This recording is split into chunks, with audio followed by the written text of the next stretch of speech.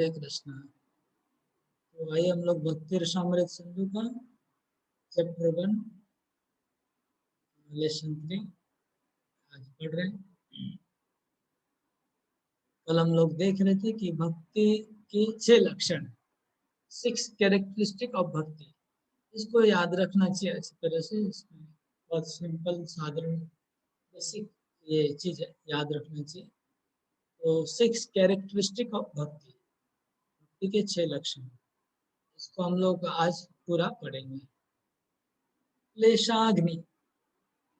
क्लेशाग्नि भौतिक क्लेश से राहत देने वाली भक्ति, भौतिक क्लेशों से राहत देती है।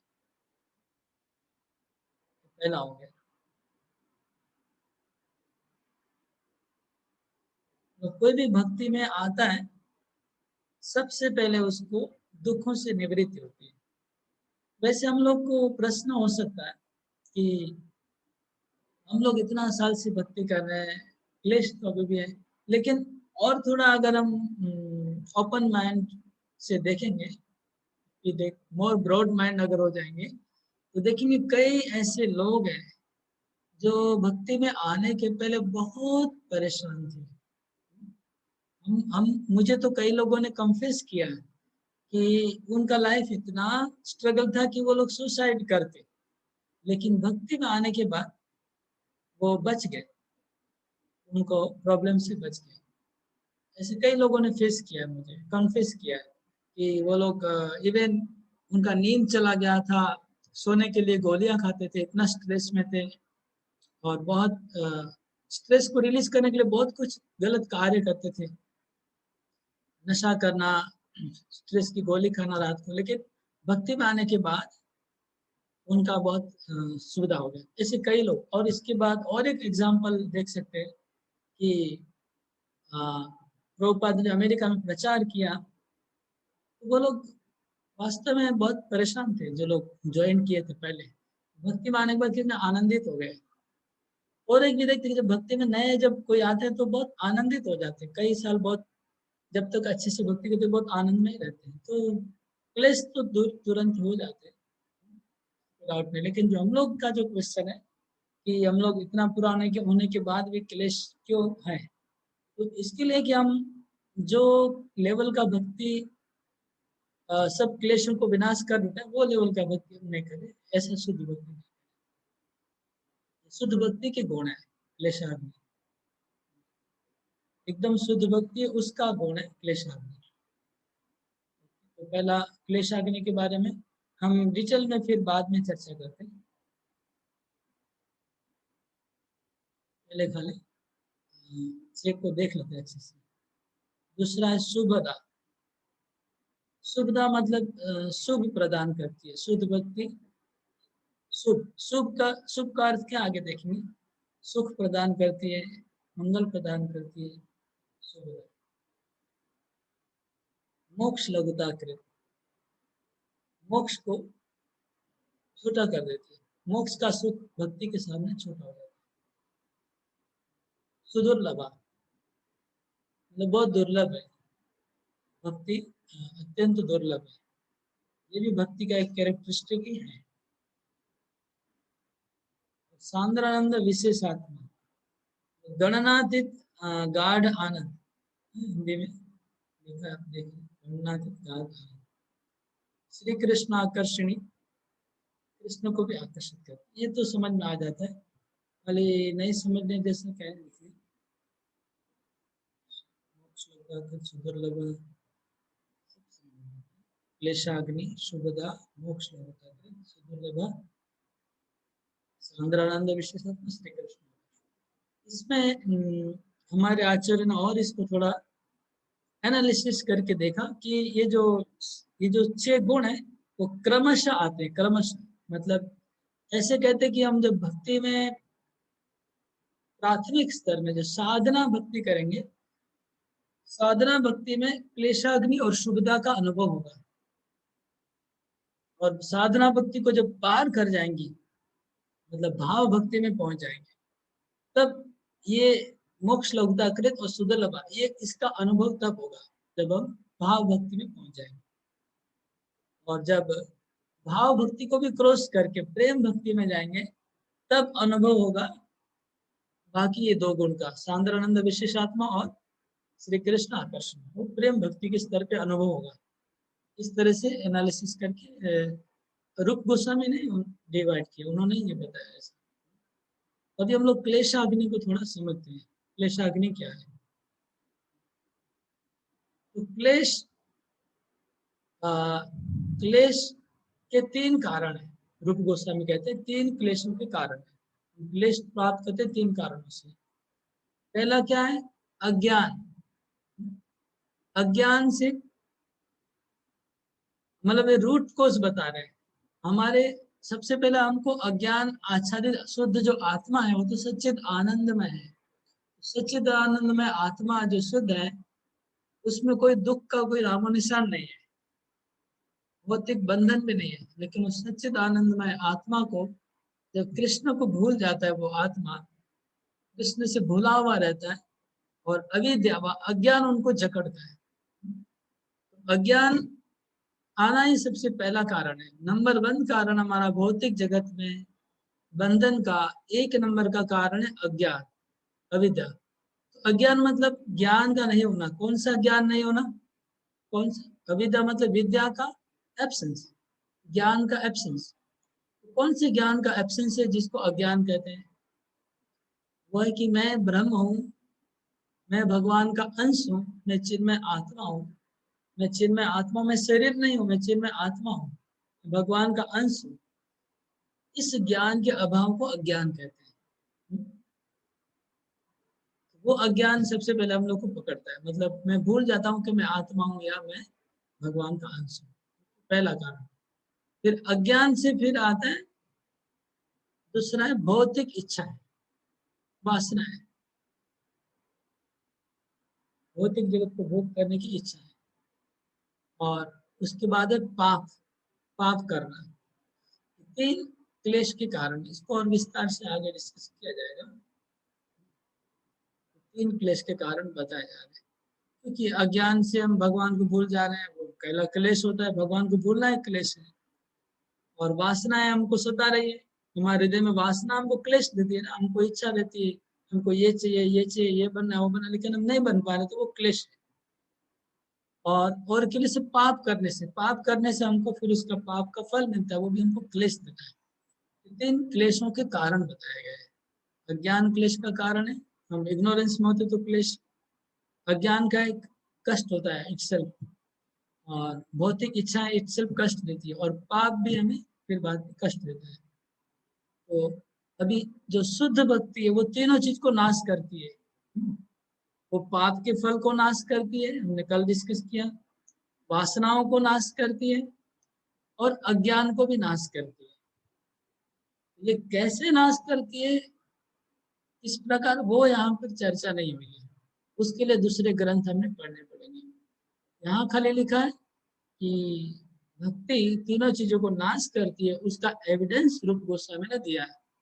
एविडेंस दिया है शास्त्रों से, भागवतम से, जहाँ लिखा है कि भक्ति के द्वारा अविद्या नष्ट होती है, एक श्लोक उसका है। और फिर भक्ति के द्वारा वासना नष्ट होती है, उसका एक एविडेंस है। और भक्ति के द्वारा पाप नष्ट होते हैं, उसका एक एविडेंस है। ये रूप गोस्वामी ने किया। लेकिन कैसे होता है वो डिस्कशन दूसरे ग्रंथों में मिलेंगे, इधर नहीं। और ये जो पाप है, जो पाप की वजह से जो क्लेश आता है, जो बताए, वो पाप दो प्रकार के हैं, प्रारब्ध और अप्रारब्ध।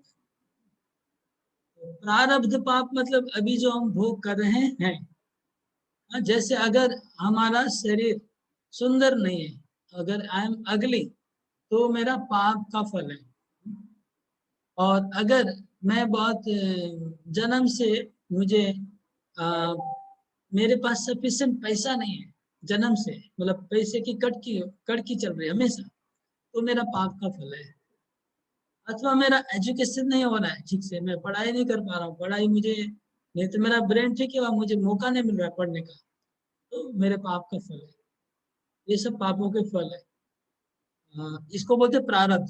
तो मेरा प्रारब्ध में इतना ही लिखा था, ऐसे बोलते हैं ना, मेरे प्रारब्ध में इतना ही पैसा लिखा है, मेरे प्रारब्ध में इतना ही एजुकेशन लिखा है, मेरे प्रारब्ध में ऐसे ही पत्नी लिखी है, वो ऐसा ही पति लिखा है, वो सब प्रारब्ध कहते हैं।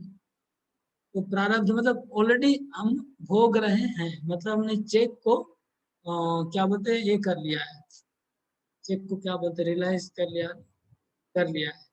चेक हमारा ऑलरेडी विड्रॉ हो गया है, इसको बोलते हैं प्रारब्ध। अप्रारब्ध पाप मतलब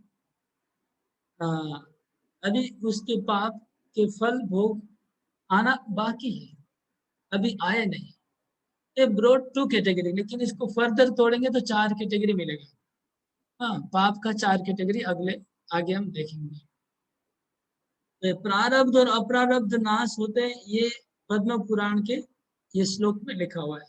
जिस श्लोक में कहा है कि प्रारब्ध और अप्रारब्ध दोनों प्रकार के पाप का नाश होता है, ये लिखा है पद्म पुराण के इस श्लोक में। वो जो एग्जाम्पल था अग्नि का एग्जाम्पल था, आग जैसे सब कुछ जला देती है, ऐसे वो प्रारब्ध पाप का नाश। फिर अभी ये प्रारब्ध और अपराध पाप, उसका फर्दर 4 कैटेगरी क्या है वो आपको डिस्कस करेंगे। इसको थोड़ा दिमाग लगा के समझना पड़ेगा। इसके लिए आपको थोड़ा अभी अभी सब लोग थोड़ा ब्रेन एक्सरसाइज करना होगा, थोड़ा ध्यान दीजिए। बहुत थोड़ा सा जटिल है, लेकिन समझ जाने से बहुत अच्छा लगेगा। कि पाप का फल हमारे पास का जो चक्र है, वो चक्र क्या है समझ लीजिए। चक्र समझ जाएंगे तो बहुत आसानी हो जाएगी।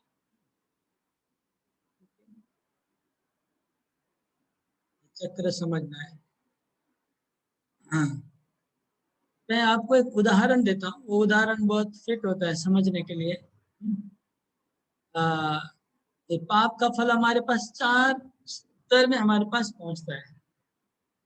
तो फर्स्ट लेवल है उसका पाप का अप्रारब्ध, दूसरा लेवल है कूटम, थर्ड लेवल है बीजम, और फोर्थ लेवल है प्रारब्ध। अप्रारब्धम भवेद पापम कूटम बीजम फलोन्मुखम, ये 4 है लेवल है। ये 4 क्या है मैं बताता हूँ एक उदाहरण के साथ, थोड़ा समझने का प्रयास। जैसे आप गाड़ी चलाते हैं, आप रोड पे गाड़ी चलाते हैं, आप गाड़ी चलाते तो आपने बहुत सारे सिग्नल ब्रेक कर दिए। आप हड़बड़ी में थे, आप ध्यान नहीं दे रहे थे, whimsically गाड़ी चला रहे हैं, नेग्लिजेंसी कर रहे हैं, बहुत सारे सिग्नल तोड़ दिए, लाइन तोड़ दिए रास्ते में। और और क्या हो गया, वहां पर कैमरा फिट हुआ। आजकल सब सिटी में कैमरा है, बॉम्बे में, कलकत्ता में, पता नहीं दिल्ली में भी होंगे शायद, गुवाहाटी में होंगे, पता नहीं। तो कैमरा फिट किया हुआ है, तो आपका वो गाड़ी का फोटो ऑटोमेटिक चला गया। जो ट्रैफिक पुलिस का जो ऑफिस है, ऑफिस में चला गया आपका गाड़ी का फोटो। लेकिन अभी आपको कुछ उसका फल नहीं भोगना पड़ रहा है, वो रिकॉर्ड हो गया, तो उसको बोलते हैं अप्रारब्ध। ठीक है, आपका जो पाप का जो रिकॉर्ड चला गया ऑफिस में, उसको बोलते हैं अप्रारब्ध। अभी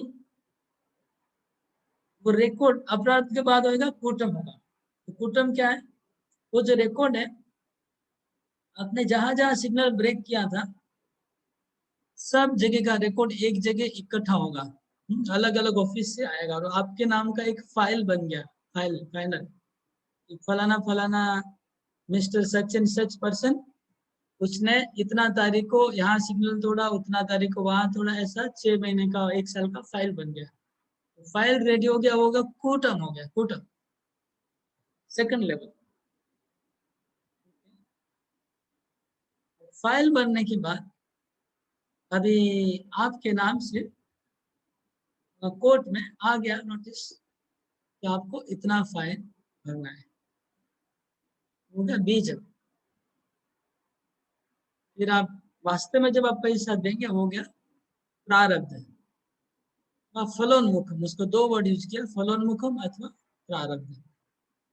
इस प्रकार ये मैंने आपको एक एग्जाम्पल के जरिए समझाया, अभी रियल में समझाता हूँ कि हम लोग जो पाप करते हैं, तो भगवान ने कैमरा फिट किया हुआ है। भागवतम ने आपने देखा होगा, 11 कैमरा है। 11 कैमरा को यमराज ने, यमराज यहाँ के मतलब जजमेंट करने वाले हैं इस भौतिक जगत में। तो यमराज के असिस्टेंट का नाम है चित्रगुप्त। चित्रगुप्तम, चित्र मतलब फोटो खींचना, और गुप्त मतलब सीक्रेटली, है ना। तो सीक्रेटली रिकॉर्डिंग होना है हमारा। क्या बोलते हैं उसको, सीसीटीवी चारों तरफ लगा हुआ है। तो 11 कैमरा क्या क्या है कौन जानते हैं? चैट बॉक्स में लिखिए जो लोग जानते हैं। तो चित्रगुप्त ने कहाँ कहाँ कैमरा फिट किया हुआ है, जो लोग जानते हैं चैट बॉक्स में लिखिए। ओके, मीनाक्षी अग्रवाल, सूर्य, सूर्य एक कैमरा है। सन, मून, डे नाइट, दिग देवता, 10 देवता, राइट। 10 देवता मतलब दिग देव, 10 देवता ने मतलब उसको बोलते हैं 10 डायरेक्शन, नॉट 10 देवता, हाँ 10 डायरेक्शन बोलने। सन, मून, 10 डायरेक्शन, तारा, तारा नहीं, तारा नहीं, एयर, राइट, ठीक है।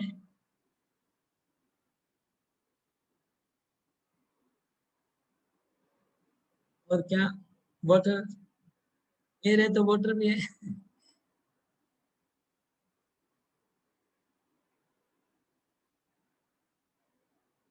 परमात्मा, दिन रात, हो गया अर्थ। ओके, हो गया मोरलेस, 10 आप लोग ने लिख दिया। तो पृथ्वी है, पृथ्वी के ऊपर पाप करते हैं, पानी में पाप करते हैं तो पाप पानी है, हवा में पाप करने से हवा है, 3 हो गया। उसके बाद सूर्य और चंद्र, उसके बाद दिन और रात, उसके बाद 10 दिशाएं, और परमात्मा, शायद अग्नि भी होगा। इस प्रकार से 10 11 कैमरा है, परमात्मा 11 नंबर है। ओके, समझ में आ गया। तो अभी ये जो हमारे पाप कर्म का रिकॉर्डिंग हो रहा है, ये रिकॉर्डिंग कब जाके वो फाइल बनेगा, कब हमारे पास आएगा, कोई ठीक नहीं है। वो बहुत जन्म के बाद आ सकता है, इसलिए उसको बोलते हैं अप्रारब्ध। ठीक है, अप्रारब्ध हो गया। अभी ये सब रिकॉर्डिंग जाएगा चित्रगुप्त के पास। वहां पर बहुत हैवी हैवी कंप्यूटर बने हुए हैं, हमारे से बहुत पावरफुल कंप्यूटर है, each and every living entity का एंटायर लाइफ का फुल वीडियो रिकॉर्डिंग। कितना जीबी लगता होगा उसमें, टीबी लगता होगा, कितना टीबी लगता होगा डाटा।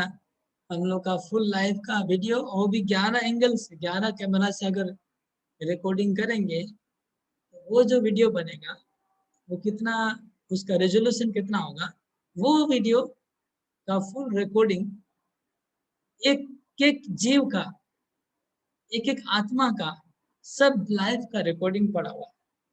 तो कितना स्पेस लगता होगा वो चित्र को, इतना हम लोग से कितना पावरफुल कंप्यूटर वहाँ है। अब जब जाएंगे तो क्लिक करके आपको जो लाइव बोलेंगे वो दिखा देंगे। आप देखेंगे, देखना चाहते हैं कि मैंने क्या किया तो पूरा दिखा देंगे। ओके, तो ये अप्रारब्ध हो गया। अभी कंप्यूटर युग में इसको समझना बहुत आसान हो गया। पहले के 20 साल पहले इसको समझाना डिफिकल्ट होता होगा। वो फाइल बनेगा एक एक जीवात्मा के नाम से। फाइल बन गया, फाइल बनने तक अप्रारब्धी, फाइल बन गया मतलब कूटम हो गया। कूटम हो गया, फाइल बनने से कूटम, सब जीवात्मा। इसके बाद जब जीवात्मा एक शरीर धारण करता है, जैसे मैं मनुष्य बना, वो जो हमारा स्टॉक है ना फाइल, उसमें से कुछ हमारे शरीर में वो इस जन्म के लिए दे देंगे, हमारे साथ में जन्म के साथ दे दिया कि इतना तुम इस शरीर में भोग लेना। वो है बीजम, वो हृदय में हमारा वो लोग डाल के भेज दिया हम लोग। तो इस जन्म हम लोग कितना भोगेंगे वो ऑलरेडी हमारे कपाल में लिखा हुआ है, हमारे हृदय में है, वो बीजम है। और और जिस दिन वो बीज फूटेगा उसको बोलते फलोन्मुखा, उस दिन वो प्रारब्ध हो जाएगा, मतलब हम भोगेंगे। तो ये है चेन। अभी यहाँ और एक बहुत चमत्कार है माया का। वो चमत्कार क्या है कि जब आप जब आप प्रारब्ध को भोगेंगे, प्रारब्ध को जब आप भोगते हैं, वो प्रारब्ध जब भोगते हैं, बीजम से, जब बीजम होता है ना, बीजम से दोबारा पाप करने की प्रवृत्ति भी आती है। दो इफेक्ट होता है बीजम का।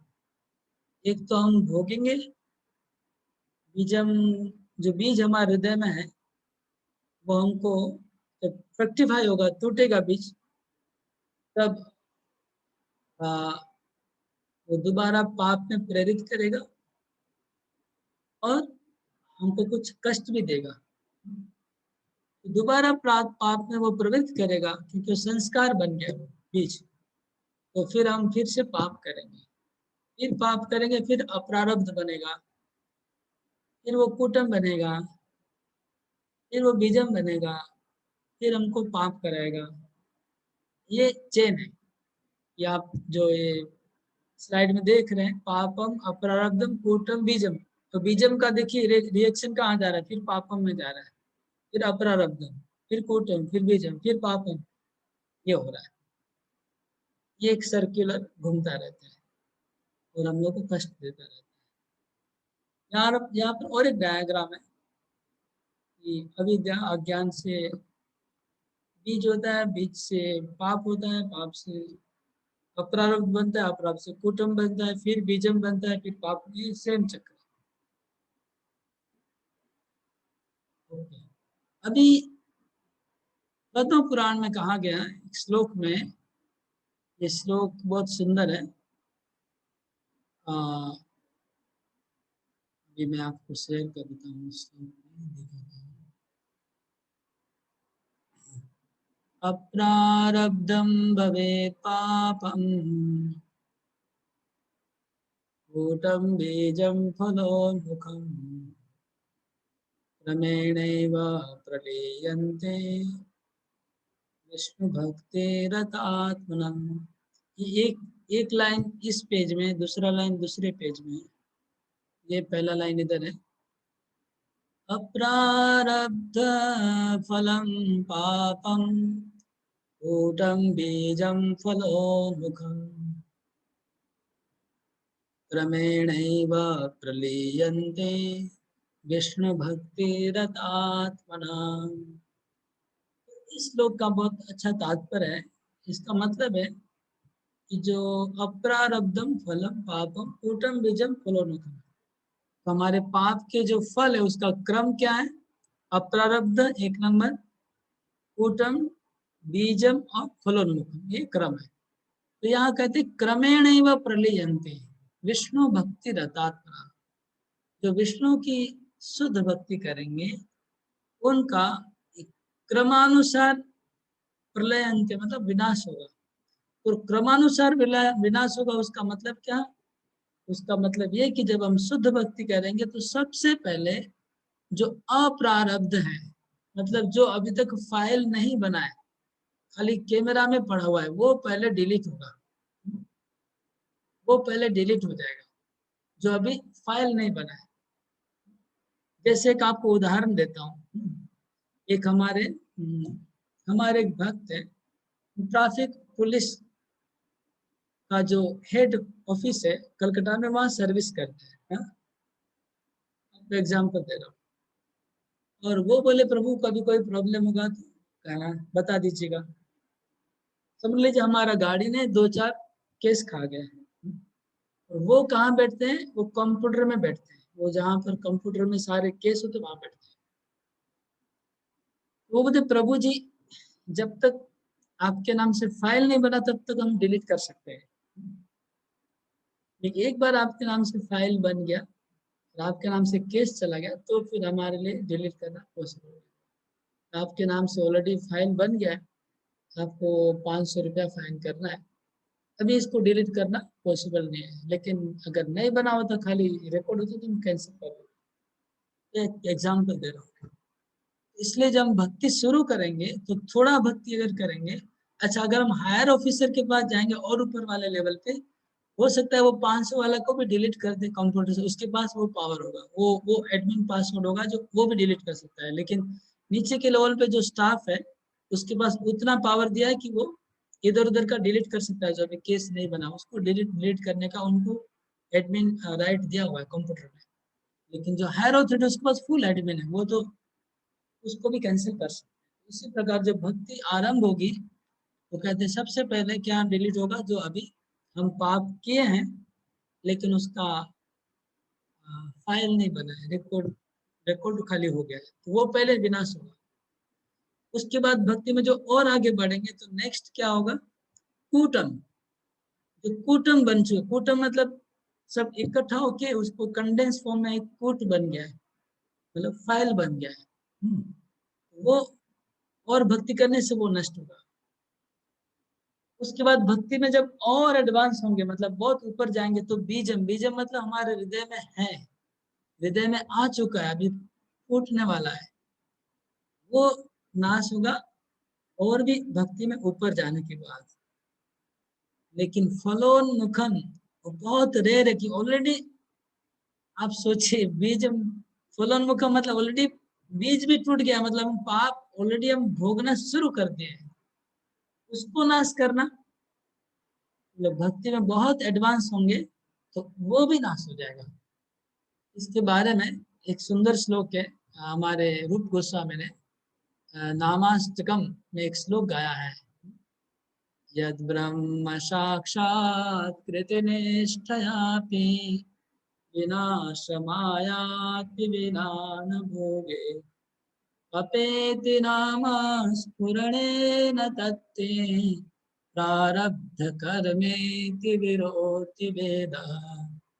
रूप गोस्वामी कहते हैं नामाष्टकम में कि अगर कोई ब्रह्म साक्षात्कार कर लेता है, यद ब्रह्म साक्षात कृति निष्ठा, ब्रह्म निष्ठा में कोई पूरा लगा हुआ है, तो भी उसको प्रारब्ध को भोग करना ही पड़ेगा। यद ब्रह्म साक्षात कृति निष्ठयापि विनाशमायाति विना न भोगे, तो प्रारब्ध को भोग करके ही विनाश करना पड़ेगा। अगर कोई ब्रह्म निष्ठा में ब्रह्म साक्षात्कार किया हुआ है तो सब कर्म फल से मुक्त हो गया, लेकिन जो प्रारब्ध भोग कर रहा है वो भोग पूरा करना पड़ेगा, अभी जो भोग कर रहा है। लेकिन अपेति नाम स्फुरण तथ्य प्रारब्ध कर्मी विरोधी वेद। लेकिन भक्ति का ऐसा चमत्कार है, हरिनाम का ऐसा चमत्कार है कि हरिनाम प्रारब्ध को भी विनाश कर देता है। जो हम ऑलरेडी भोग रहे हैं उसको भी नाश करने की क्षमता हरि नाम में है, ये शास्त्र कहता है, वेद कहता है। तो यही बात है कि चौथा कैटेगरी का पाप जो ऑलरेडी हम भोग रहे हैं उसको भी विनाश करने की क्षमता हरि नाम में है।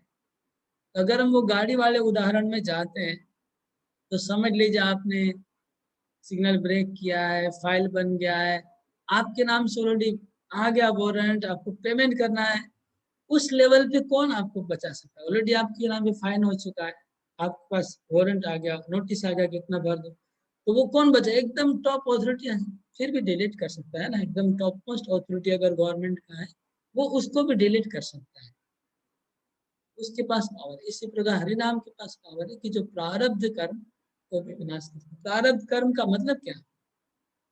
प्रारब्ध कर्म को विनाश करने का मतलब क्या? तो वो आगे जो अभी भोग रहे हैं उसको चेंज कर सकते हैं हरिनाम। ओके, अभी हम आगे बढ़ते हैं। तो ये थोड़ा याद रखिएगा जो अभी समझाया, ये जो सर्कल है, चेन, कैसे पाप का फल क्रमानुसार हमारे पास पहुंचता है।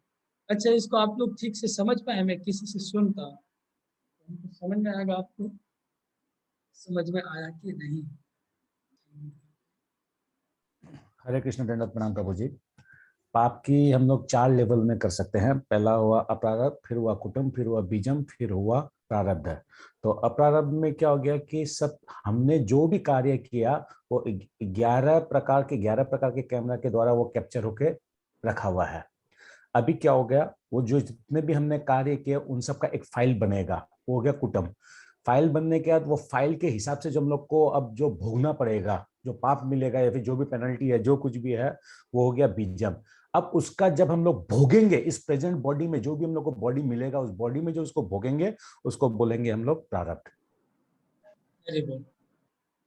अप्रारब्ध मतलब जैसे हमारा 11 कैमरा में रिकॉर्डिंग हो गया, लेकिन रिकॉर्डिंग होकर के वहां पर ही उनके उनके डिपार्टमेंट में ही पड़ा हुआ है, अग्नि के डिपार्टमेंट में पढ़ा है, जल के डिपार्टमेंट में रिकॉर्डिंग पढ़ा है, सब जगह पढ़ा हुआ है। वो अपराध मतलब दूर है, अभी हमारे पास आने में देर, तब तक अगर कहीं भाग जाएंगे तो केस नहीं लगने वाला, आने तक भाग के निकलेंगे तो बच गए, ऐसा ऐसा दूर है, इस बहुत दूर है। वो हल्का है, उसको नाश करने के लिए ज्यादा पावर नहीं, ब्रह्म साक्षात्कार करेंगे तो नाश हो जाएगा।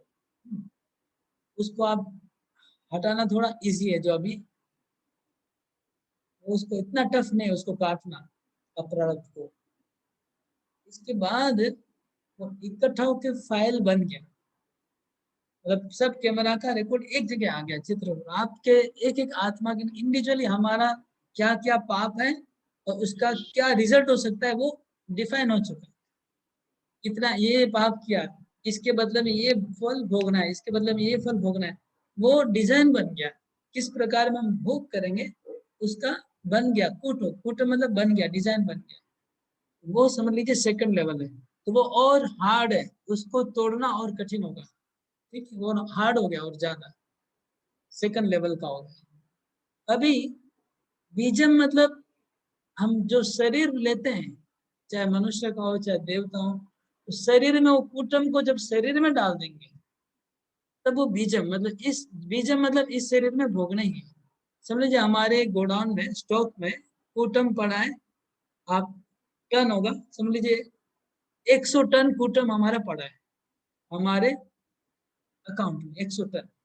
देखिए जब हम शरीर धारण करेंगे तो हमारा 1-2 टन हमारे इस शरीर में डाल देंगे, वो बीजम सब 100 टन नहीं डाल देंगे एक ही जीवन में, 1-2 टन डाल दिया है। वो जो 1-2 टन बीजम है हमारे हृदय में, वो इसी शरीर में हमको भोगना ही है मरने के पहले, तो वो बीजम है। ठीक है, बीजम मतलब हमारे शरीर में आ चुके हैं, उधर उधर वाले कूटम है उसके पीछे, तो चारों चीज हमेशा रहती है। ऐसा नहीं कि बीजम हो गया मतलब कूटम खत्म हो गया, कूटम है अभी भी, और अपराध भी पड़ा है और प्रारब्ध भी चल रहा है। तो बीजम समझ गए, और बीजम मतलब हृदय में है अभी। अभी कब बीजम को फिर उसका वो शेड्यूल बनता है कि 10 साल के बाद ये बीज फूटेगा, फिर आपको, आप जो एस्ट्रोलॉजर के पास जाएंगे तो बोल देगा कि आपका 15 साल में ये होने वाला है, 20 साल में ये होने वाला है। क्यों बोलता है? क्योंकि बीजम अंदर पड़ा हुआ है। उसको स्टडी, बीजम अगर हृदय में रहता है तो बीजम का जो सिम्टम है वो शरीर में दिखता है। बीज जो है हमारे शरीर में दिखते हैं, इसलिए आप शरीर को देख के बोल सकते हैं कि आदमी का कैसा आदमी है, क्या हो सकता है, जो बोल सकते हैं, कोई भी जानकार व्यक्ति बोल सकता है।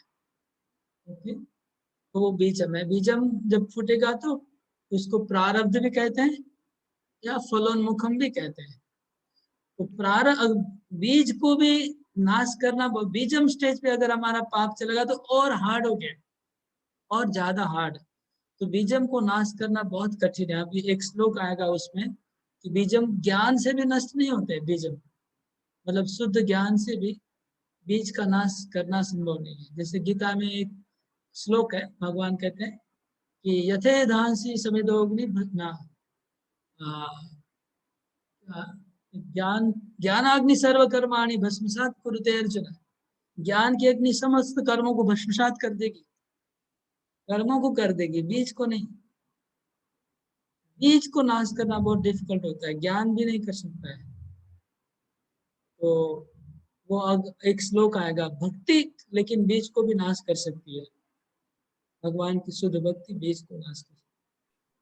और बीज जब फलीभूत हो गया मतलब फ्रक्टिफाई हो गया, वो हो गया प्रारब्ध, मतलब हमारे शरीर में ऑलरेडी हम भोग रहे हैं, उसको नाश करना तो इम्पॉसिबल, नेक्स्ट टू इम्पॉसिबल होता है। इसलिए देखेंगे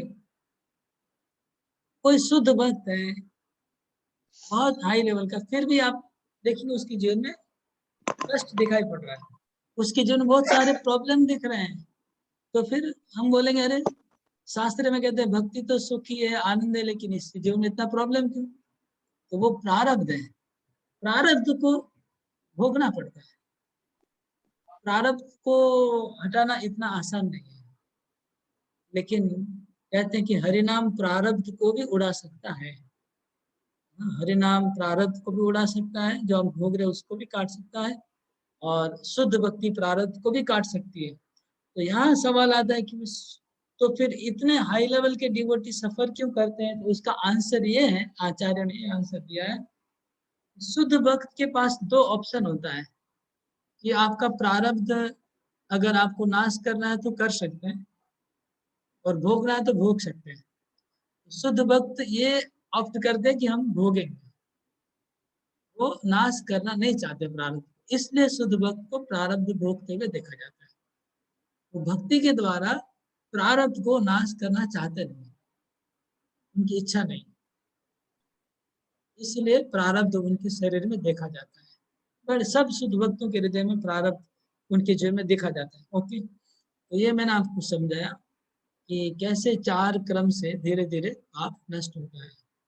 इसके लिए मैंने वो गाड़ी का एग्जाम्पल दिया था, कार का एक्सीडेंट का, बहुत सारे एग्जाम्पल यूज कर सकते हैं। प्रभुपाद ने चोर का एग्जाम्पल दिया इसमें उपदेशामृतम में। एक चोर पकड़ा गया है, अभी उसको जेल नहीं हुआ है, बाद में जेल हो जाए, फिर कोर्ट में जाएगा, कोर्ट में जाएगा तो केस चलेगा, फिर उसको जेल होगा। ये भी एक उदाहरण, तो कोई भी उदाहरण यूज कर सकते हैं। तो ये चार क्रम में पाप हमारे जीवन में आते हैं। तो पहला हमारा प्रारब्ध नाश होना शुरू होगा भक्ति करेंगे तो।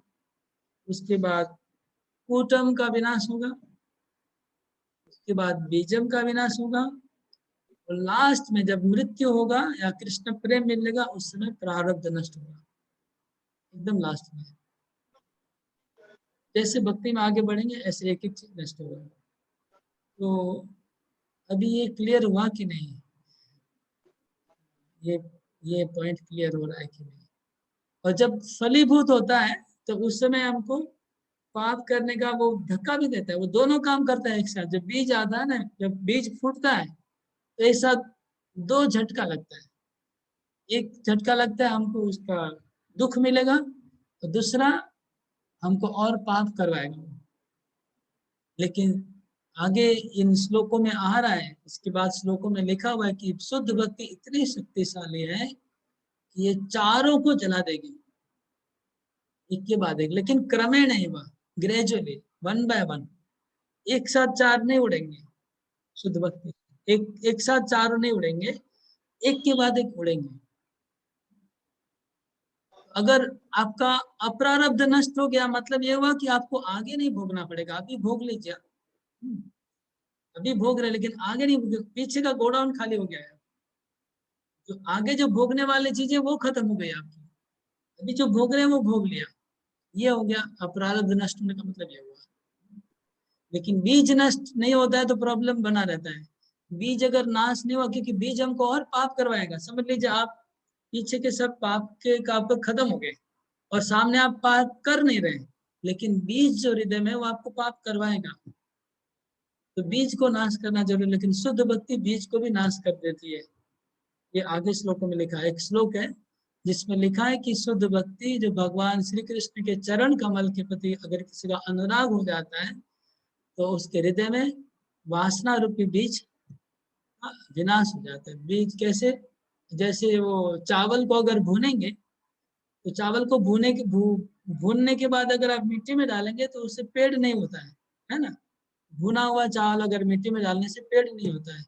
इसी प्रकार जो बीज है वो भक्ति के द्वारा वो भुने हो जाएंगे, फिर वो हमको रिएक्ट नहीं कर पाएंगे, हमारे में वासना को ला नहीं पाएंगे। ऐसे भक्ति उसको भून के जला देगी आग से, भक्ति की आग से भून जाएंगे वो बीज, जितने भी बीज हृदय में है। ये इस तरह से शास्त्र में कहा जा रहा है।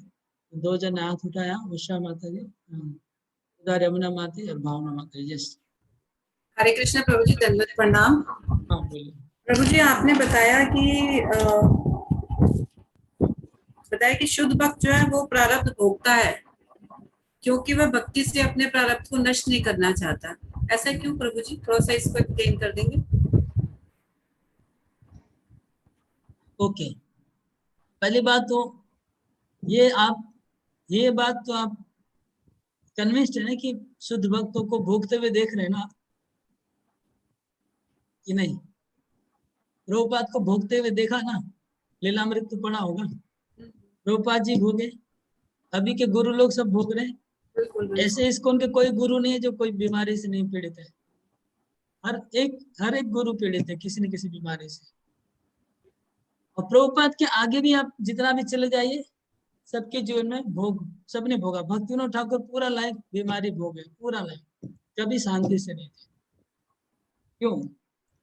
अभी ये तो आप कन्विंस है कि शुद्ध भक्त लोग भोगते हैं, भोग उनको किया है, बहुत दुख को भोगते हैं।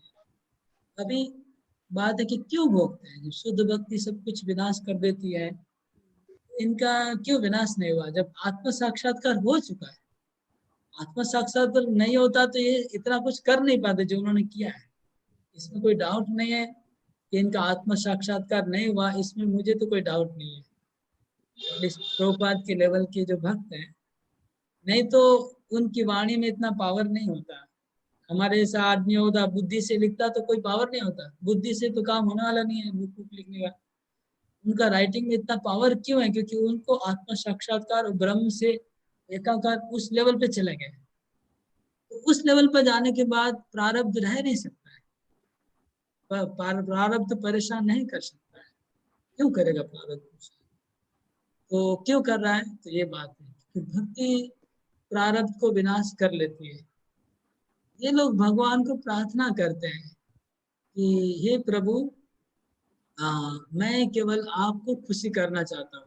हाँ, भक्तिविनोद ठाकुर शरणागति का सॉन्ग पढ़ेगा, आपको स्पष्ट वहां पर दिखेगा ये सब प्रार्थना में। हे प्रभु, मैं आपको खुशी करना चाहता हूँ और उसके बदले में मुझे कुछ नहीं चाहिए, उसके बदले में मुझे कुछ नहीं चाहिए। और मेरे जीवन में मैंने जो कुछ पाप किया है, वो इस भक्ति के द्वारा मैं उसको खर्चा नहीं करना चाहूंगा। भगवान को जो संतुष्ट करने की जो मेरी इच्छा है, उसको मैं कहीं यूज नहीं करूंगा दूसरे काम के लिए। तो अगर मेरे प्रारब्ध हैं तो मुझे भोगने दीजिए, लेकिन मैं आपकी सेवा का विनिमय में कुछ भी नहीं लूंगा। ये बहुत अंदर में स्ट्रॉन्ग उनका डिटर्मिनेशन बना हुआ है, इसलिए वो शुद्ध भक्ति चाहते हुए भी प्रारब्ध को टच नहीं करते थे। और भगवान भी फिर भक्त की इच्छा पूरी करते हैं और हाँ, उसके वो वही बात है, भगवान की इच्छा भक्त की इच्छा के सामने भगवान की इच्छा हार जाती है। भगवान भक्त के सामने हार जाते। भगवान भक्तों का इतना ज्यादा जिद है, वह डिटर्मिनेशन है, वहाँ भगवान को हारना पड़ता है। इसलिए शुद्ध भक्त फिर सफर करेगी। इसका मतलब ये भी हो गया प्रभु जी कि जैसे जो उसका भक्ति है वो इतना स्ट्रांग और इतना कीमती वैल्यूएबल है कि वो इसके इस प्रारब्ध के लिए खर्च नहीं करेगा, वो यूज नहीं करता। और इनके लिए कुछ तुच्छ है। ये जो दुख दिख रहे हैं ना हम लोग को, वो शुद्ध भक्त के लिए वो दुख मतलब अत्यंत तुच्छ है। भगवान को खुशी करने का जो उनका तीव्र जो इच्छा है, वो इतना ऊंचा है, ये दुख उसके लिए कुछ माने नहीं रखता। ये वैसा ही हो गया जैसे 1 किलो चावल के लिए कोई करोड़ों रुपया खर्च कर दे, तो उनको लग रहा है कि भक्ति बहुत कीमती है मेरे लिए, मैं इतने छोटे से प्रारब्ध के लिए इतना क्यों अपनी भक्ति को गोड़ लगाऊं। भगवान को खुशी, जो भगवान के प्रति इनका जो प्रेम है बहुत ऊंचे स्तर का है। वो प्रेम में कुछ भी बीच में आना नहीं देना चाहते। अच्छा प्रभु जी, एक क्वेश्चन और था छोटा सा। प्रभु जी, आपने बताया कि ब्रह्म साक्षात्कार से हम अप्रारब्ध जो है वो नष्ट हो जाते हैं, जो भी प्रारब्ध नष्ट होगा, कूटम होगा, इवन बीजम भी नष्ट हो सकता है, लेकिन ब्रह्म प्रारब्ध, साक्षात्कार से। हाँ हाँ, केवल प्रारब्ध को भोगना पड़ेगा। अच्छा ठीक है प्रभु जी। मतलब अप्रारब्ध से हम ब्रह्म साक्षात्कार से हम अप्रारब्ध, कूटम और बीजम, इन तीनों को नष्ट कर सकते हैं। नष्ट हो सकता है। बीजम भी नष्ट हो जाता है। अभी आपने बीजम का बताया था कि बहुत स्ट्रॉन्ग बीजम बहुत टफ है। मैं बोला बहुत टफ है, इवन भक्तों को भी भोगना पड़ता है एंड बहुत दिन तक। लेकिन ऐसा नहीं कि असंभव नहीं है, वो टूट जाता है। बीजम भी टूटेगा। ब्रह्म, मैं बोला ज्ञानी को, मैं बोला ज्ञान के द्वारा बीज नष्ट नहीं होता है, लेकिन ज्ञान के ऊपर एक लेवल है ब्रह्म साक्षात्कार। ठीक। ये दोनों क्वेश्चन था प्रभु जी मेरा भी। ओके ओके, क्लियर होगा? क्लियर, एकदम क्लियर। मोहन प्रभु ने हाथ उठाया। यस हरे कृष्ण प्रभु जी, अपने ब्रह्म साक्षात्कार को अगर अपने ऐसे ज्ञान योगी और ध्यान योगी के स्टेज पे अगर देखें, तो उन लोग का भी ये बीजम तक उन लोग भी अपने आप को वो कर सकता है क्या? उन लोग को, हाँ, उन लोग का पहले अप्रारब्ध नष्ट होता है, फिर कूटम नष्ट होता है, बीजम नष्ट होता है, यहाँ तक वो चले जाते हैं। प्रारब्ध को भी नष्ट होगा, लेकिन भोगना पड़ेगा। ऐसा नहीं कि प्रारब्ध नष्ट नहीं होगा, प्रारब्ध को भोग के नष्ट करना। मतलब रूप गोस्वामी बोलते बिना न भोगे। यद ब्रह्म साक्षात कृतिनिष्ठयापि विनाशम आयाति विना न भोगे, विनाशम आयाति, विनाश हो जाता है प्रारब्ध का, लेकिन भोग करके विनाश होता है, बिना भोग के विनाश नहीं होता। Thank you so much. क्योंकि ब्रह्म, अगर कोई ब्रह्म साक्षात्कार करता है तो प्रारब्ध रहेगा तो ब्रह्म साक्षात्कार हो नहीं सकता है। प्रारब्ध रहेगा तो ब्रह्म साक्षात्कार कैसे होगा? तो प्रारब्ध को नाश होना ही चाहिए, लेकिन नाश होगा, लेकिन भोग के नाश करना पड़ेगा। लेकिन हरि नाम आपको बिना भोग करवा के भी प्रारब्ध को नाश करवा सकता है। हरि नाम का उतना पावन है। हरि नाम की महिमा बताइए, ले ना। Yes Prabhu ji, thank you so much Prabhu ji. हाँ, विनय अग्रवाल, आपका क्वेश्चन बताइए। हरे कृष्णा प्रभु जी। प्रभु जी, एक गोस्वामी जी को 20 बाजारों के अंदर कोड़े मारे गए थे। वो ऐसा क्यों हुआ जब इतने बड़े ऊंचे लेवल पे चले गए वो? और वो मतलब एक तरह से सोशली भी बदनामी होती है, और एक मतलब एक स्टिग्मा होता है कि सबके सामने सोशली उनको मारा गया, और उनको दर्द भी हुआ होगा, कष्ट भी हुआ होगा। और ये चीज मुझे आज तक समझ में नहीं आई प्रभु, आज तक मुझे ये चीज समझ में नहीं आई। कौन से गोस्वामी थे वो? हरिदास ठाकुर हाँ, थे वो। हाँ, ओके, तो हरिदास ठाकुर ब्रह्मा जी के अवतार है। ब्रह्मा जी ने जब कृष्ण को परेशान किया था 1 साल वृंदावन में, तो उसके बाद उनको बहुत अफसोस हुआ ब्रह्मा जी को कि मैंने बहुत बड़ा अपराध किया। फिर ब्रह्मा जी नवद्वीप धाम में आए, अंतरद्वीप में। आकर के उन्होंने तपस्या किया, चैतन्य महाप्रभु ने दर्शन दिया। ये सब भक्तों ठाकुर ने लिखा हुआ है अपने ग्रंथ में। तो चैतन्य महाप्रभु का दर्शन हुआ ब्रह्मा जी को। ब्रह्मा जी ने कहा कि मैंने बहुत बड़ा अपराध किया अपने कृष्ण अवतार में, अभी आप फिर गौर अवतार में आने वाले हैं, फिर से मैं अपराध करूंगा, तो मुझे आप ऐसा नीच योनि में जन्म दीजिए ताकि मेरा अहंकार नहीं हो और मेरा पूरा अपराध धुल जाए। तो भगवान ने कहा तथास्तु। तो ब्रह्मा जी मुसलमान परिवार में हरिदास ठाकुर बन के जन्म लिए। क्योंकि मुसलमान परिवार में जन्म लिया था, इसलिए मुस्लिम राजा अपसेट था उनका हरिनाम को देख के। तो मुस्लिम राजा ने उसको 22 बाजार में जब मारा, तो ये हरिदास ठाकुर भक्ति में इतने ऊंचे स्तर पे चले गए थे कि ये लोग मार रहे थे। हरिदास ठाकुर, जैसे मैंने थोड़ा देर पहले बोला कि यहाँ पर भगवान और हरिदास ठाकुर के बीच में लड़ाई हो गया। भगवान हरिदास ठाकुर को बचाना चाह रहे हैं, तो हरिदास ठाकुर बोलते नहीं, इन लोगों को आप क्षमा कर दीजिए। हरिदास ठाकुर मन में प्रार्थना करें कि हे प्रभु, ये लोग अज्ञान में है, इनको आप माफ करिए, इनका कोई कसूर नहीं है। और भगवान ने चैतन्य चरितामृत में ये लीला को और एलाबरेट किया। महाप्रकाश महाभाव लीला में चैतन्य महाप्रभु ने दिखाया। चैतन्य महाप्रभु बोलते हरिदास ठाकुर, तुम 22 बाजार में तुमको इतना मारपीट हुआ, तुमने कैसे सहन किया? महाप्रभु ने पूछा। महाप्रभु ने, तुमको पता है मैंने सुदर्शन चक्र को भेजा था तुम्हारे उस जवानों को, मुसलमानों को मारने के लिए सुदर्शन चक्र को मैंने भेजा था। तो फिर क्या हुआ? सुदर्शन चक्र क्यों नहीं मारा? सुदर्शन चक्र जब मारने गया तो हरिदास ठाकुर बोल रहा था कि हरिदास ठाकुर बोल रहे थे, हे प्रभु, इनको क्षमा कर दीजिए, इनका कोई कसूर नहीं है, इनका। अब यहाँ भगवान और भक्त के बीच में ये हो गया, डिबेट हो गया। हरिदास ठाकुर बोल रहे हैं इनको माफ करिए, इनको कृपा करिए, और भगवान बोल रहे हैं इनको मार डाले। सुदर्शन चक्र पजल हो गया कि क्या करें, इनको मारे, भगवान की बात को रखे कि हरिदास ठाकुर की बात रखे। तो कहते हैं कि सुदर्शन चक्र को भगवान पहले ही बोल के रखे थे, कभी ऐसा मौका मिलेगा तुमको कि किसकी बात रखनी है तो मेरी बात मत रखना, तुम भक्तों की बात रखना। सुदर्शन चक्र को हरिदास ठाकुर की बात माननी पड़ी, महाप्रभु की बात नहीं मान पाते। फिर क्या हुआ? सुदर्शन चक्र ने जवन को तो मारा नहीं, क्योंकि हरिदास ठाकुर ने मना किया, लेकिन हरिदास ठाकुर के ऊपर कोड़े गिर रहे थे। तो चैतन्य महाप्रभु बोलते, मैंने तुमको ढक दिया तुम्हारे शरीर को, और मैंने अपने शरीर पे वो सारे कोड़े खाए। फिर चैतन्य महाप्रभु ने सबके सामने अपना ये उत्तरी कपड़ा निकाला और पीठ दिखाया, और उनके पीठ के ऊपर कोड़े लगे हुए थे, चैतन्य महाप्रभु के पीठ के ऊपर लाल मार्क थे, रेड मार्क्स। बोले देखो हरिदास ठाकुर, उस दिन तुमको कष्ट नहीं हुआ क्योंकि मैंने अपने पीठ के ऊपर ले लिया।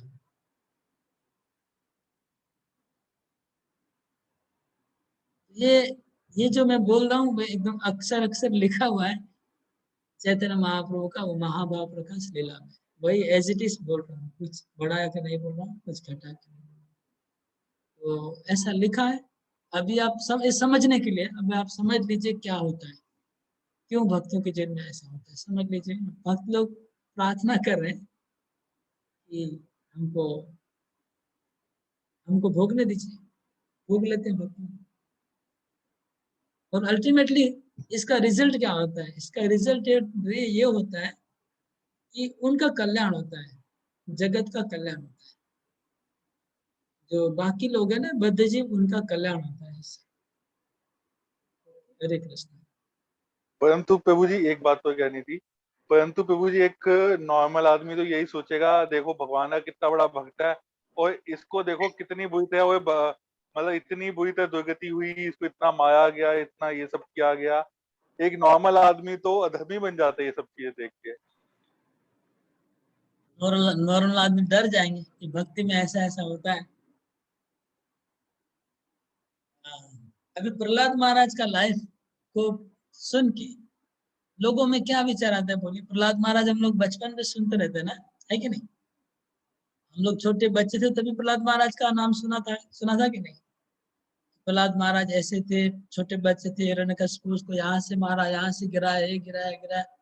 हम लोग प्रहलाद महाराज की जब कथा समाज में प्रचलित बहुत है, सुन के लोगों के मन में क्या इम्पैक्ट होता है बताइए? प्रहलाद महाराज की कथा सुन के क्या दिमाग में आता है? सबके दिमाग में क्या आता है? कि मतलब भक्ति में क्या फायदा होया। मतलब एक एक नॉर्मल बात कर रहा हूँ मैं, एक एज अ स्टूडेंट नहीं बात करा। मतलब भगवान बचा ही तो रहे थे, उसका क्या नुकसान किया? उसका तो बहुत बाद में जाके नुकसान हुआ। एक नॉर्मल आदमी ये सोचता है। नहीं नहीं, प्रहलाद महाराज की कथा जब भी कोई सुनता है ना, तो मैं तो देखता हूँ पॉजिटिव इम्पैक्ट होता है, नेगेटिव नहीं। आप बोले। माता जी, रजनी माता जी। हाँ जी, हरे कृष्ण प्रभु जी, धर्म प्रणाम। जैसे मतलब कई आम लोगों से बात होती है भाई प्रीचिंग वगैरह, तो वो लोग कई बार यही कहते हैं कि ना तुम्हारे कृष्ण तो बहुत टेढ़े हैं, वो पहले सब कुछ छीन लेते हैं फिर भक्ति मिलती है जाके, और नहीं तो मतलब और सबके पास जाते हैं तो वहां आराम से सारा कुछ मिल जाता है, तो वो ये सोचते हैं। ओके, तो ठीक है। मतलब कई भक्तों को ऐसे देखते ठीक है हुए। ठीक है, आप दोनों का जो विचार है ना, आप दोनों का जो प्रश्न है या जो थिंकिंग है, वो भौतिक स्तर पे है। हाँ आप जब तक शरीर को सब कुछ मान रहे तब ये सब विचार आएंगे जरूर। लेकिन जो लोग थोड़ा शरीर से हटके सोचेंगे, उनके दिमाग में बात नहीं आएगी। जिनके लिए शरीर सब कुछ है, शरीर के बियॉन्ड कुछ आइडिया ही नहीं है, उनके दिमाग में ये प्रॉब्लम आएगा। लेकिन there are many people in the world who think beyond body. ऐसे लोग दुनिया में बहुत है जो शरीर से हटके सोचते हैं कि नहीं, अरे शरीर के अलावा और कुछ है, वो क्या है, उसका जो विचार करेंगे। उनके दिमाग में ये सब मृत्यु, जन्म मृत्यु, बीमारी बीमारी, उसका कोई वैल्यू नहीं है, बेकार है, वो उसको मानते नहीं। अब भक्तों की बात नहीं बोल रहा हूँ, मैं बोल रहा हूँ जो नॉन डिवोटी भी है, लेकिन अगर उनको ये शरीर के ऊपर की सोचते हैं, उनके लिए शरीर का प्रॉब्लम कुछ नहीं है, कोई माने नहीं रखता है। जैसे बहुत वेस्टर्न फिलोसोफर है, वो लोग को कृष्ण के बारे में कभी सुना ही नहीं, जानते भी नहीं है भगवत गीता, लेकिन वेस्टर्न फिलोसफी हमने पढ़ा। वो लोग शरीर से हटके सोचने वाले बहुत फिलोसोफर थे वेस्टर्न। वो लोग को शरीर को परवाह नहीं करते थे, खाना नहीं खाते थे, कोई मटेरियल प्लेजर कुछ नहीं करते थे। तो सुख दुख को समान देखना है, बहुत आम बात है। स्पिरिचुअल लाइफ में हैप्पीनेस और distress is very low level, कोई बड़ा चीज नहीं है। ओके, सुख दुख वाला जो चीज है ना, बहुत लो लेवल का बात है। आम आदमी के लिए है। अब आम आदमी का ही बात करें, लेकिन प्रहलाद महाराज की कथा सुनने से वास्तव में बहुत इंस्पायर होते लोग, क्योंकि वो ये सोचते कि देखिए छोटा बच्चा इतना सहन कर लिया। हाँ, सबके जीवन में प्रॉब्लम आते हैं, फिर अपने आप को कंपेयर कर लेते हैं ना प्रहलाद महाराज के साथ कि देखिए प्रहलाद महाराज ने ऐसा सहन किया, सीता माता ने ऐसा सहन किया, कौन कंपेयर करके फिर अपने आप को भक्त कैटेगरी में डाल देते हैं तुरंत, असुर कैटेगरी में नहीं डालते हैं। जब किसी को बीमारी प्रॉब्लम आते हैं तो वो अपने आप को भक्त, जब प्रहलाद महाराज को भी प्रॉब्लम आया था लेकिन उन्होंने कभी छोड़ा नहीं, भक्ति नहीं छोड़ा, कितना डिटरमाइन थे। फिर बाद में भगवान ने नरसिंह देवा की कृपा की, तो ऐसे ये एग्जाम्पल बाद में बहुत सपोर्ट होता है। भले आपको ऐसा लग रहा है अभी, लेकिन उसका बहुत वैल्यू भी है किसी एग्जाम्पल में। तो भगवान ने जानबूझ के ही ये सब एग्जाम्पल सेट किए हैं। हरिदास ठाकुर प्रहलाद महाराज के अवतार कहलाते हैं। हाँ, हरिदास ठाकुर को ब्रह्मा जी और प्रहलाद महाराज का अवतार कहा जाता है, इसलिए प्रहलाद महाराज का लाइफ और हरिदास ठाकुर का लाइफ सिमिलर है। ओके, आगे बढ़ते हैं। ये चार जो था चेन रिएक्शन, वो आप लोग ठीक से समझ लिए होंगे आशा है। शुभदा मंगलकारी, मंगलकारी रूप गोस्वामी 3 प्रकार का मंगल बताए। एक मंगलकारी बोलते कि सारे जगत का उसके द्वारा मंगल होगा, 1 नंबर है? जो भक्ति करता है वो सारे जगत का मंगल कर रहा है। 2 नंबर, जो भक्ति करता है उनके प्रति सारा जगत आकर्षित होगा। 3 नंबर, शुद्ध भक्ति करने से सब देवताओं की गुण उसमें आ जाएंगे। तो 3 मंगल हो गया, मंगलकारी का 3 है। एक हो गया सारे जगत का मंगल होगा उसके द्वारा, 2 नंबर सारे जगत को आकर्षित करता है वो, 3 नंबर उसमें सब देवताओं के अच्छे अच्छे गुण आ जाएंगे। ये 3 प्रकार का मंगल है। ये देखिए श्लोक नंबर 29 देखिए, यहाँ पर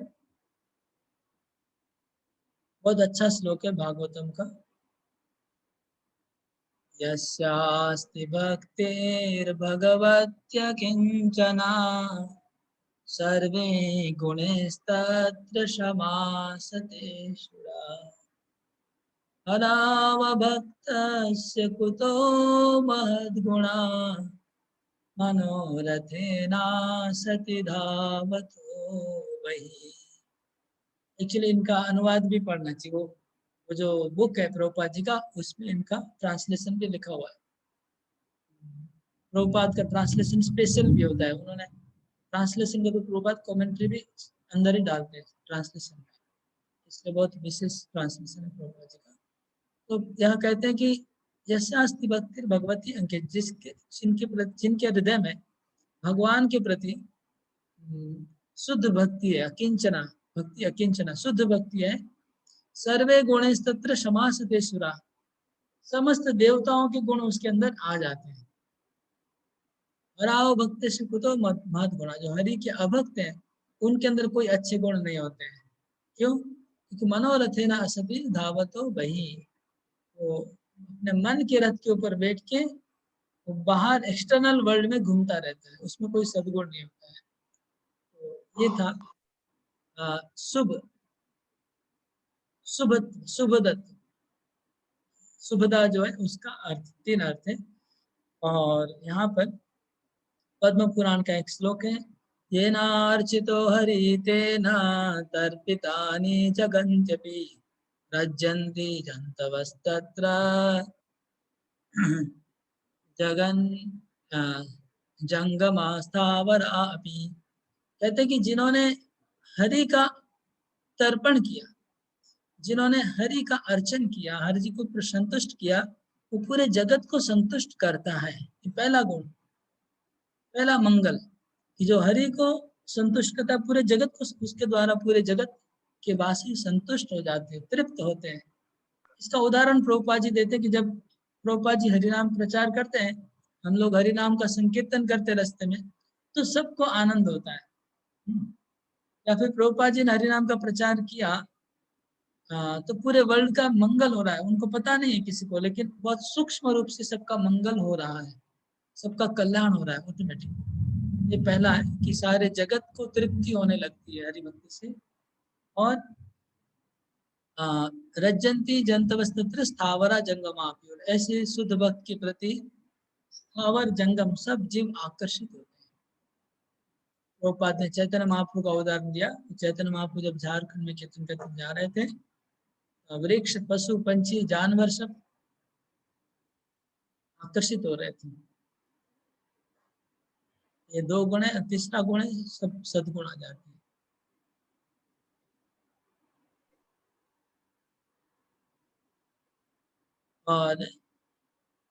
और एक 4 है, चौथा है सुख प्रदान करता है। मंगल, हरि शुद्ध भक्ति मंगल देगी, मतलब सुख मिलेगा। तो सुख 3 प्रकार के हैं। रूप गोस्वामी कहते हैं, एक विषय सुख मतलब भौतिक सुख, एक ब्रह्म सुख, और एक भक्ति का सुख। 3 प्रकार का सुख, विषय सुख, ब्रह्म सुख और भक्ति का सुख। तो तीनों लेकिन मिलते हैं। जो शुद्ध भक्ति में आएंगे उनको विषय सुख मिलता है, उनको ब्रह्म सुख मिलता है, और उनको भक्ति का सुख, सब सुख उसको मिलता है।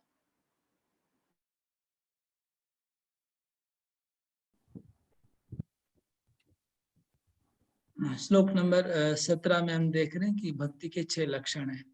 क्लेशाग्नि सुविधा, लोक्ष्मुक्ता कृत सुदुर्लभ, सांद्रानंद विशेषात्मा, श्री कृष्णाकर्षणी च साहा। 18 नंबर श्लोक में क्लेश 3 प्रकार के ये बताया गया। क्लेशास्तु पापम, बीजम और अविद्या।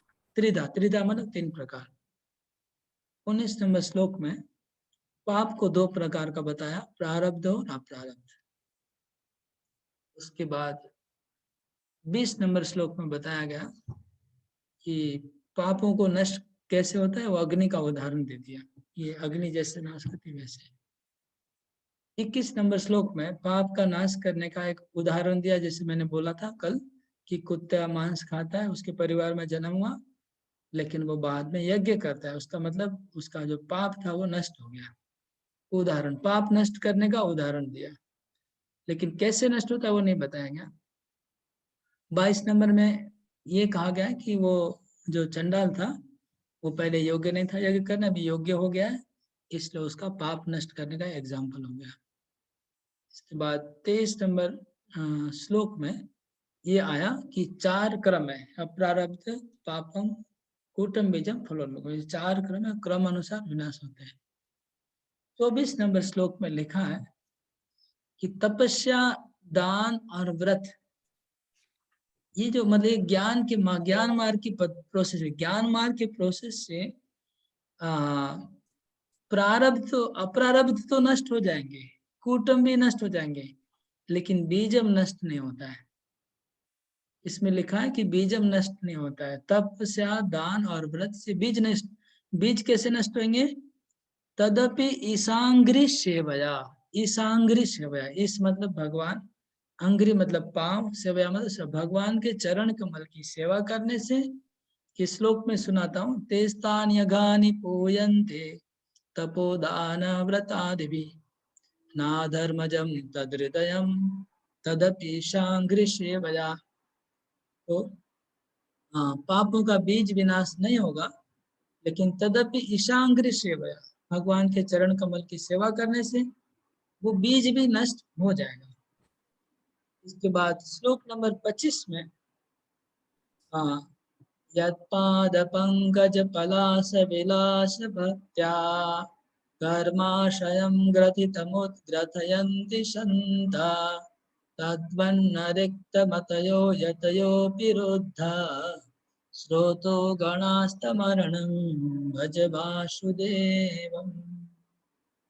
इसमें भी वो बात लिखा है, कर्माशयम ग्रथितम उद्ग्रथयन्ति संत। हृदय में जो कर्म की गांठ है, मतलब बीज, जो कर्म का जो बीज है वो रिक्त मतयो, वो निर्विशेष ज्ञान का अनुशीलन करने से भी बीज नष्ट नहीं होता है, लेकिन वो नष्ट हो जाता है कैसे? पाद पंकज पलाश विलास भक्त्या, भगवान के चरण कमल के भक्ति के विलास से हृदय की ग्रंथि, पाप की ग्रंथि नष्ट होती है, बीज नष्ट होता है, लेकिन इससे नहीं, निर्विशेष ब्रह्म ज्ञान से नष्ट नहीं होगा। यहाँ पर पाप नष्ट करने का पहले 2 श्लोक दिया गया, बीज नष्ट करने का 2 श्लोक दिया गया, और अभी अविद्या नष्ट करने का 1 श्लोक आया। 26 नंबर श्लोक में अविद्या नाश करने का बात लिखा है। कृतानुयात्रा विद्या भी हरि भक्तिरनुत्तमा, अविद्याम निर्दहत्याशोदावज्वालेव पन्नगिम। तो बोलते हैं हरि भक्ति जब यात्रा करती है, जब हरि भक्ति यात्रा करके, बहुत शोभा यात्रा, महायात्रा करके आपके हृदय में प्रवेश करेगी, तो जब कोई यात्रा प्रोसेशन आता है तो उसके साथ में बहुत बड़ा लश्कर आता है, तो हरि भक्ति आएगी तो उसके साथ में विद्या देवी भी आएगी। जब विद्या देवी आपके हृदय में आएगी तो अविद्या देवी भाग जाएगी हृदय से, ऐसा लिखा है, ये पद्म पुराण में लिखा है। तो इसको उदाहरण दिया है दावा नल का। जब जंगल में जब दावा नल लगता है तो वहां जो सर्पिणी है, सर्पिणियां जल जाती है, वह भाग जाती है। सर्पिणी को भागना होगा, नहीं तो जलना पड़ेगा। इसी प्रकार जब विद्या देवी हृदय में आ जाएगी तो अविद्या देवी जल जाएगी, अविद्या रहेगी नहीं, जल जाएगी। तो अविद्या नाश करने का बताया, तो पाप नाश करने का 2 श्लोक, बीज नाश करने का 2 श्लोक, और अविद्या नाश करने का 1 श्लोक। 3 प्रकार के क्लेशाग्नि के कारण थे, क्लेश के कारण थे। 27 नंबर श्लोक, शुभ क्या होता है? 3 प्रकार का शुभ है। शुभानि प्रीणनम, प्रीणनम मतलब सब जगत को प्रीति करना, तृप्त करना। जगताम अनुरक्तता मतलब जगत को आकर्षित करना। सद्गुणा मतलब सद्गुण प्राप्त करना, और सुखम और सुख प्राप्त करना। ये 4 प्रकार के मंगल है। अभी चारों का उदाहरण देते हैं। 28 नंबर श्लोक में दो चीज का उदाहरण आया। एक तो गया सब जगत को प्रीति करता है, जो हरि ये नार्चितो हरिम तेना तर्पिता नहीं जगत, जो हरि की अर्चन करता है वो पूरे जगत को प्रीति कर रहा है, वो एक बात आया। और दूसरा नीचे लाइन में लिखा है, रजंति जंतवस्तत्र जंगमा स्थावर आपी, जो भक्ति करता है तो स्थावर जंगम सबको आनंद देता है। तो 2 चीज का एविडेंस इस श्लोक में आ गया कि जो भक्ति करता है वो दूसरों का भी, दूसरों को तृप्त कर रहा है और पूरे जगत को आकर्षित करता है।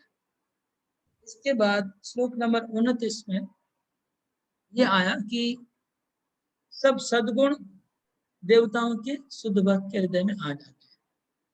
श्लोक नंबर 29 में आया।